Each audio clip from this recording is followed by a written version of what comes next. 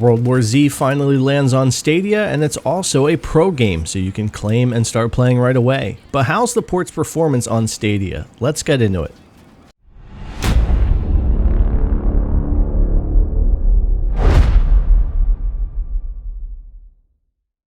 What's up, Cloud Gamers? Welcome back to the Cloud Gaming Extreme channel, and World War Z Aftermath has been added to Google Stadia and is also a pro game, so you can claim and play right away.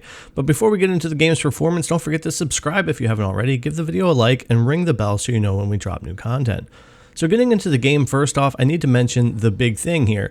And like a few past games, World War Z doesn't support any 4K.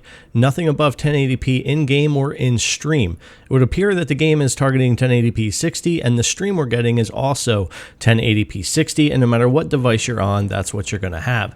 It's a bit disappointing to be a pro game and a pro member and pay for 4K HDR and not be able to use it regardless of the device. Even if the game was going to run 1080p as it does, it still would be nice for them to offer an upscaled 4K stream with the possibility of HDR. But it is what it is, and this is what they've decided to do with the port. So we'll be checking this out for 1080p 60, even though I was on my Shield TV at 4K recording this to see how it would perform.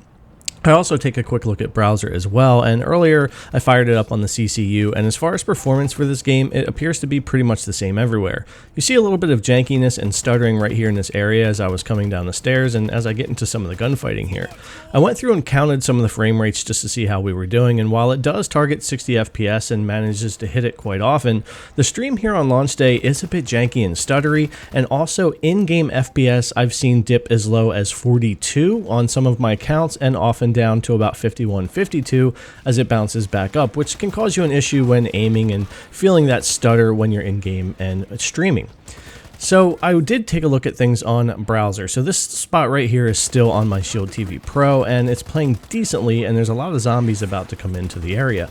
So I wanted to take a look at the scene over on browser, and you can see the different color and stuff that we're used to when we switch from browser and another device for the TV, but also things are just a bit more janky and stuttery here regardless. You should be able to pick it up here as I'm fighting these zombies and moving around, where we're getting a little bit more frame rate drop, and this happened both in game and with the stream as well. So that's kind of what we're up against here. My best experience was definitely the Shield TV Pro out of trying the CCU, the Shield TV, and browser for getting ready for this video.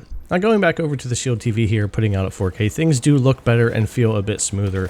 We'll still experience some of those drops that I'm talking about, but it ultimately was a decent enough experience for the game.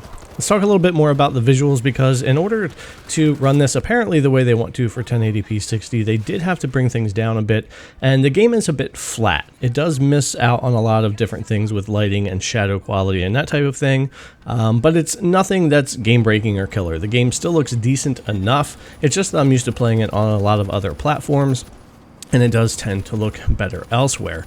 So they had to do the game 1080p 60 FPS with some frame rate drops, lowering some of the graphical settings. Not sure about texture resolution, but definitely lowered it on the lighting and shadows to kind of get things where it's at. Again, I think we deserved a better port than this on Stadia, because we've seen so many games, especially when the platform first started, that ran much, much better. So I think they could have done better here if they really wanted to, but it's just a case of how much work do they want to put into the port, bringing it to the platform, especially if they're not looking at making a ton of money. So anyways, guys, that's kind of what we're at here. We have a very playable game here on Stadia with World War Z Aftermath, but I'm a little disappointed in a 1080p 60, some of the lowered graphics, and some of the loss in frame rate here and there. Let me know what you guys think in the comments below as always, and don't forget, subscribe, thumbs up, and ring that bell, and we'll see you guys in the next one.